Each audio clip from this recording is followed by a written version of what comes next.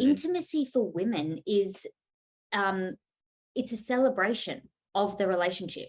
So women are intimate when they feel safe, seen, and understood, when there's communication flowing, when there's connection, when we've been spending quality time together, when you can see what I'm doing in the home and how I'm looking after the kids.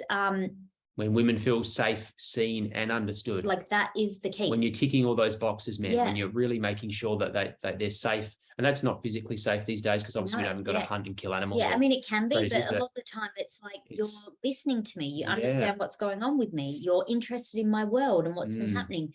And then the logical providing financially, if that's part of your role. That's definitely part of it. So it's less about the physical. Yes, we need the physical, but for women, everything is connected, and women constantly, especially if you have kids, there is so much going on in a woman's head all of the time. For her to shut down all those tabs, it's like a computer with all the tabs open that's about to explode. For her to, get to that place where she can shut them all down, she needs to feel like this isn't a task. It isn't a chore. It's not just a physical action. It's a celebration of the relationship. The more communication there is, the more connection, the more quality time, the more you're on the same page, the more women will be open to intimacy. It is so attractive to have a man actually connect with you and give you presence and like want to listen to you. Like it helps a woman's oxytocin increase. So when a woman's oxytocin increases, she's more likely to close all those tabs because she starts to relax and feels more open. And she knows that she can let go of all of that, the to-do list and all of the stuff that never ends, because her oxytocin has increased. When a woman's got that to-do list on her head and she's not feeling supported by you, you're not seeing her, you're not hearing her, you're not listening, her cortisol goes through the roof. And it's very unlikely that she's going to open to you in intimacy when her cortisol is that high. So men, help her reduce that stress.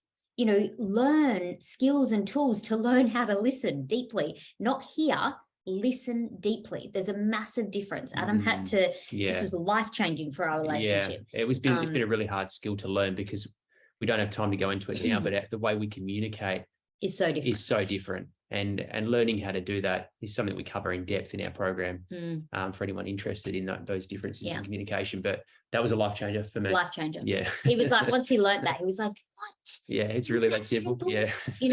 When you listen and you feel, you bring full presence, and you're not there to solve her problems, you're there to actually listen, to connect, to see her, to experience what she's going through, she will feel it in her body. Yeah. If you are really solid in that, if you listen and you're like, oh, when is this going to end? And like, oh my God. She's going to be like, seriously, you're like another child. There's nothing attractive about that. And for men, I get, like, we now know it's hard for men to receive all of those 20,000 odd words from a woman, because they don't often speak that much. But Adam has had to learn, and it's a skill we teach, how to be present in his body, how to be solid. So it just slides off his back. It doesn't need to go into him. He just needs to come into me and give me the presence I need and the solidness I need. And he's doing it with his eyes now. And it's like instantly my neck goes all hot. I feel all tingly. Like it takes me to this place where I want to open to him. And it's that powerful. Like when you learn that skill, Adam has like a superpower that he knows that he can send me into hot flushes from across the room, and he can like take me out of my head and out of all that to-do list by giving me that presence.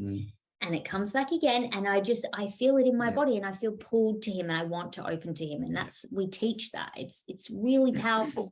And that helps a woman feel safe. And you're doing that with your energy, with your presence, not so much with your words, And so then a woman is going to be open to intimacy. I mean, there's a lot to that as well. Also the feminine energy, learning how to reconnect to your feminine, but I think that'll be a whole nother workshop on its own. Yeah, absolutely. And then on the other side, for men, intimacy is actually what we need to feel connected.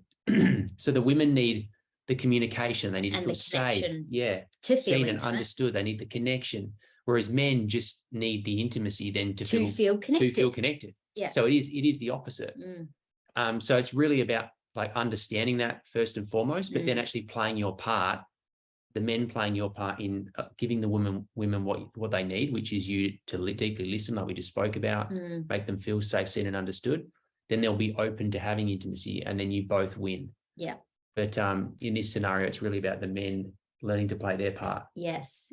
To create the environment where it's conducive to everyone getting what they need, and definitely being a win-win, and being a win-win 100%. And so that skill that Adam just demonstrated is incredibly powerful at that. And then some other ways that you can do this is, first, for women, again, use the priority system. Put yourself first, do what you need to fill yourself up, build an intimate connection with yourself, and then you'll be more open to intimately connecting with your partner. And that doesn't just mean physically and sexually. It means like spiritually. It means like journaling or writing or reading and getting to know more about your femininity and what turns you on, what turns you off, what you need.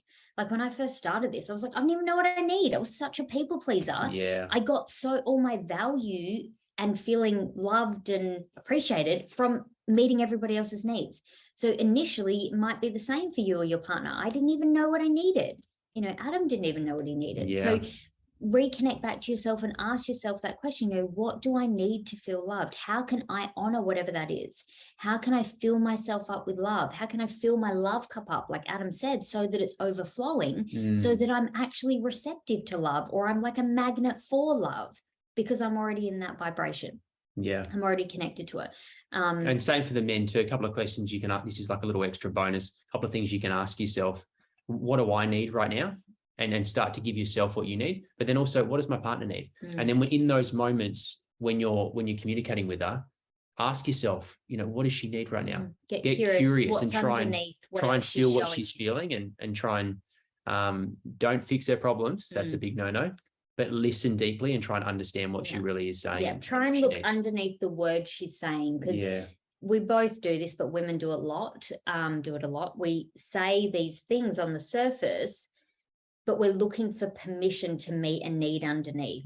So, sometimes a lot of the time that need is for time alone. Like a lot of women, especially if they're working, they've got kids, they're craving time alone to intimately connect with themselves. Give her that permission slip. She's waiting for it. Literally. I have to teach women, don't wait for it, give yourself it, because you need to give it to yourself. But whenever Adam gives me that permission slip, I love him so much more, and I want to connect with him so much more, because he can see, like her cup's getting empty, like she needs a bath, and he'll go run me a bath, and not just any bath, like he'll do the bubbles, he'll move all the kids' toys out the way, he'll get like a little towel for my neck, he'll light candles and incense and put music on. And just from walking in that room, I'm like, oh my God, I'm so turned on by him, and I just love him so much, because he's really seen me and what I need. And after I've filled up and had that moment, the first thing I want to do is go and connect with him and go and be intimate with him. And it's natural. It's like a natural, and he's not doing it for me to open to him. That's also the key. You need to give and give without expectation. Expectation, like stress, we're going to go into stress now and how that just kills your intimacy, kills intimacy.